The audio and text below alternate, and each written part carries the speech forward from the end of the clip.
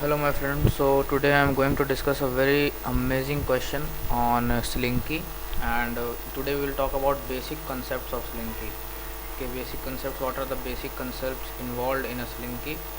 uh, so what is a Slinky? The detailed concept of Slinky, let us discuss the problem statement. So here it is said that a Slinky was invented by Richard James in the 1940s. So what is Slinky? Slinky means actually the word is for the collapsing and expanding sound of a spring. Uh, when you see there is a long spring, when it collapses and when it expands, it produces some sort of metallic sound. You can just hear that a metallic sound. That kind of sound is already for the word Slinky, but this is a toy. This was a toy invented by Richard James in the 1940s. So Slinky is pre-compressed helical spring with negligibly small stretched length. Okay, so it has a very negligibly small stretched length. Okay, so it obeys Hooke's law, but with a small Young's modulus, even big significantly stretched by on its by. So okay, first of all, let us see that it does not obey Hooke's law, that is y is f is equal to kx. That law, f is proportional to x. It doesn't obeys that. Um, and if you want it to obey the Hooke's law, we have to keep the Young's modulus very small. Okay, we have to keep the Young's modulus very small. So even being significantly stretched by its own weight, it has a very small unstretched length. First of all, you should note this point, it has a very small unstretched length. So what will happen, we will compare two situations. One situation in which it is suspended vertically versus one situation in which it is suspended at some angle with the vertical. That is, you can see in this case, this is a spring, this is a Slinky. The basic difference between a spring is very compressed, it is very highly compressed, and it is not that highly compressed. And here you can see the Slinky which is suspended at some angle of 45 degree. Now here let us derive the equation for the Slinky. We will be using this diagram in upcoming parts of the problem. This will be the first part of the problem, that is the general concept of a Slinky. So here we have to see that what will be the equation of a Slinky. So here let the suspended part be like that, and this will be the y-axis, this will be the origin, this will be the y-axis, this will be the x-axis. So at some x comma y, we take two identical elements, one on the positive side of the x-axis and one on the negative side of the x-axis. We write the component of the forces, the tension forces fx and fy, and when we come to balance that forces, okay, the x component of tension must be constant, since there is no acceleration in the horizontal direction. In the horizontal direction there is no acceleration, so the x component of tension must be constant everywhere. Here fx, everywhere it is fx. And fy, the y component will have some value because there is an acceleration, the gravitational acceleration. So we will balance that in a few minutes. So now the tension in the Slinky is parallel to its axis at any point. Equal mass segments have equal horizontal components, necessarily equal spring constants. See this point, the second point is the most important point of all. Let us see why this is important. Here it says the tension in the Slinky is parallel to its axis at any point. So the axis of the Slinky will be somewhere here, and the tension will be parallel. Tension will be parallel to the axis. Okay, so this kind of force, the fy component, will give us the tension in the axis. Okay, now here you can see that equal mass segments have equal horizontal components. That means if we take one mass segment like that and the horizontal component will be like that, so equal mass segment will have equal horizontal components. Okay, and that mass, small masses, will have necessarily equal spring constants. Okay, so here since both the segments lengths horizontal projections accumulate, since both the segment lengths horizontal projections accumulate additively, it follows the mass of any particular piece of Slinky is directly proportional to the length of its horizontal component. So here we can say that the mass of any part of Slinky, any small part of Slinky, is directly proportional to the horizontal component of its length. What I am saying is that if I draw a line here that connects the one mass segment, this is the horizontal component, and this horizontal component is directly proportional to the mass of the projection. Okay, so here you can see that here we will see that the segment, mathematically, let us consider the symmetrical piece of Slinky. So here we consider two symmetrical pieces of Slinky and the separation between them is 2x.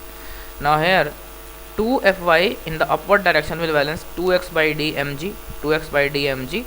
Okay, what is d? D is the total separation between the 2 points, 2x by d mg, the horizontal component, directly proportional to the horizontal component.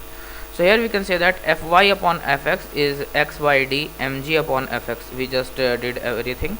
Okay, so we can say that always tangential tension, same as here we can say that Fy upon Fx can be easily written as dy by dx is equal to x by d mg by Fx. Now since when we integrate this, dy comes to be x by d mg by fx dx. Now when we integrate that, we get y is equal to mg x square by 2 times of fx d plus c. C will be 0 according to the coordinate system chosen here in this situation. So y directly proportional to x square, that is this is a parabola, this will be a parabola. So here we can say that y is equal to mg upon 2 kd square into x square, or y square is equal to x square is equal to 4ay type of parabola it will be. Okay, so here you can see how I proved that. We just took the y component and balanced it with the weight of any component, that will be 2x by d mg. The two symmetrical masses, we will balance them for the two symmetrical masses, and then we will say that 2Fy is equal to 2 x by d into mg. So Fy will be equal to x by d into mg, and then we divide both side by fx. They are always same, they are always tangential. Okay, they have the same component. So writing an equivalent expression, we will write that dy by dx is equal to x by d mg by fx, and that will be the thing. So now if I compare the elongation, elongation comparison, since t is directly proportional to delta L or t is equal to k delta L is not applicable for variable tension in slinky that varies throughout its length. Here we just cannot say that t is directly proportional to delta L or some kind of that thing. We can easily find the length like spring. No, here we can't do that, because here the elongation will be the elongation comparison is between the vertical case and the suspended case. Okay, there we can say that let us divide the slinky into small pieces, so that inside each pieces their tension can be taken as a constant value. Okay, so when we divide it into small pieces, we can say that now on an elementary level, on a level of very small elements, we can say that tension will remain constant. Okay, so the separate extension of these small pieces can be calculated and then summed up to get overall elongation. This is a sophisticated analysis for finding the tension. What we will do, will be just doing the average tension. Here the tension is 0 and here is mg. T average is equal to mg by 2. This is the overall expansion, mg by 2k. Spring constant when uniformly stressed. Okay, what is k? K is the spring constant when it is uniformly stressed. This is the elongation in the case of mg by 2k is the elongation in the case of vertically suspended spring. And when it is suspended at an angle with horizontal, here we say that Fv changes from point to point, vertical the component changes. Here it is mg by 2, then it will decrease, and here will be minimum, then increase, and there will be maximum. Okay, so Fh is constant, that we already proved. X component of the tension is already constant. So due to the weight, Fv is equal to 0 at the midpoint. Net tension at the midpoint, Fv will be equal to 0. So Fv square is variable and Fh square is constant everywhere.